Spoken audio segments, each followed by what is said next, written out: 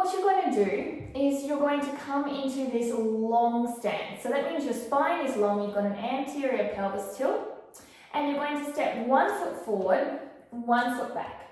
Now to keep this front foot active, we're going to have to come onto the tops of the toes on the back foot, and then we're going to bend it slightly, activating the quadricep and the hamstring.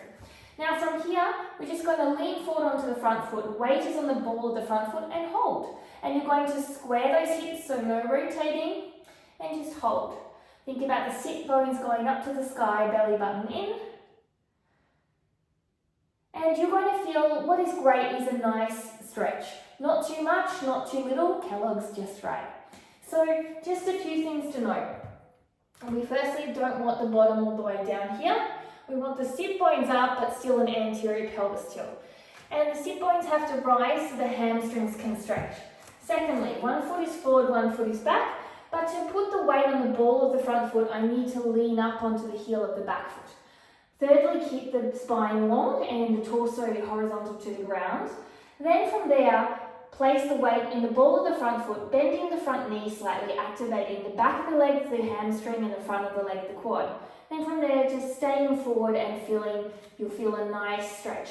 If, for example, you have nerve tension, what you can do is you can lift and releve the front foot a little bit. This can do a nerve flossing and release some of the nerve tension. And release. So this is a great easy hamstring stretch everyone can do. Now, here is a great stretch for those of you that want to work on glute activity. So you're going to bring your legs apart, you're going to place pressure into a medium resistance band. You need to keep both sit bones sitting down.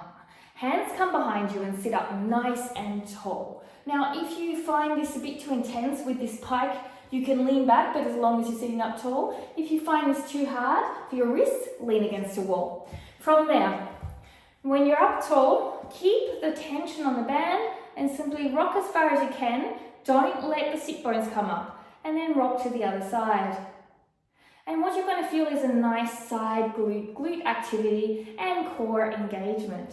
This is a great way to work and warm up the hip space. So for anybody who might be a runner or a cyclist, this is also a great warm up for you. And it is also a great warm up for those working towards splits or even doing back bends where you need like a standing back bend glute activity. So this is another exercise you can try. Keeping the band here and placing a roller underneath you here. We're going to sit up nice and tall.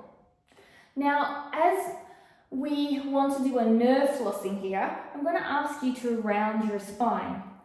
Now, with this nerve tensioning position, this will depend what you need to feel here. So when you round, if you can do it really intense, your chin will come to the chest and you'll round forward as much as possible. If you have a lot of nerve tension, then only round a little bit like this. So you're really concaveing the body. And then from there, we're going to point and flex. Point and flex.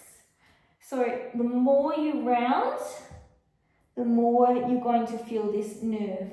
Okay? So the aim is not to get it more intense. The aim is to have a feeling of about 3 to 5. And you just point to go up and flex to go down.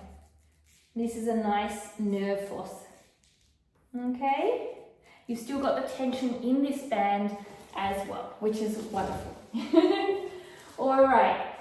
And for the last exercise I'm going to share with you today, I'm going to share with you a little bit of a straddle explanation for a pancake.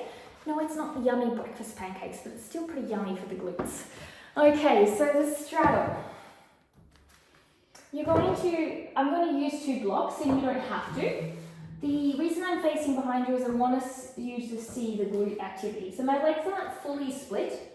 Now what I'm doing here is I'm pulling my sit bones back.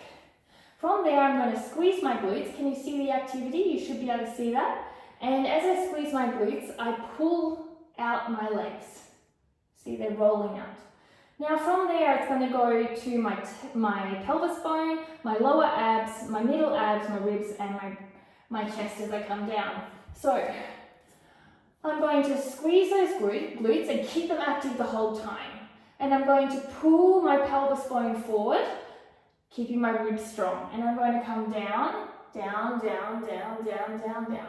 And I'm going to hold here, keeping on thinking about my tailbone going back, my glutes squeezing, and my belly button going to the ground.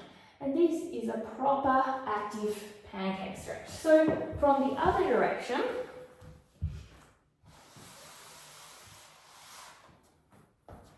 alrighty. So from the other direction, I'm going to push my sit bones back. I'm going to squeeze. You can see that even in my quadriceps are active. And then my pelvis bone goes down. My lower abs go down. My belly button, my ribs, and my chest. And I keep pushing my pelvis to the ground and belly button. And then I keep squeezing my legs out. My quadriceps are really, really active and my glutes are really, really active.